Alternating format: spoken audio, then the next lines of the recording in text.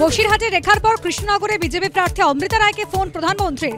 বাংলায় পরিবর্তন হবে, দুর্নীতি সমূলে উৎখাত করবে বিজেপি, বললেন মোদী। বাংলার প্রতারিতদের ইডি বাজেয়াপ্ত ৩,০০০ কোটি ফেরাতে আইনি পরামর্শ নেওয়া হচ্ছে। নতুন সরকার গঠনের পরে ব্যবস্থা, কৃষ্ণনগরে বিজেপি প্রার্থীকে ফোনে বললেন প্রধানমন্ত্রী।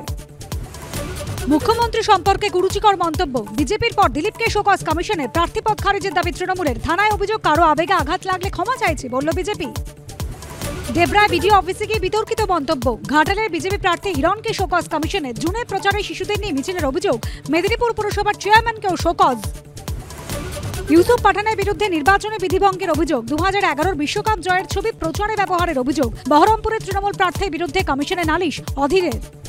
বাংলার প্রতারিতদের ৩,০০০ কোটি ফেরানোর চেষ্টা, কৃষ্ণনগরের বিজেপি প্রার্থীকে ফোন প্রধানমন্ত্রীর। মহুয়াকে ইডির দিল্লি তলব, মোদীর ফোনের পরই রেখাকে নিয়ে উচ্ছ্বাস। ছকভাঙা ছটা দেখুন সুব্রজিতের সঙ্গে। এজেন্সি হানা দিল কেজরিওয়ালের গড়ে, বঙ্গেও ফের পড়ল নজর আরেক মন্ত্রী ঘরে। সত্যি সত্যি বিরোধী মানেই দুর্নীতির মেলা, নাকি সবটাই ভোটের মুখে বিরোধী দমন খেলা? যুক্তিতক্ক সন্ধ্যে ৭টা।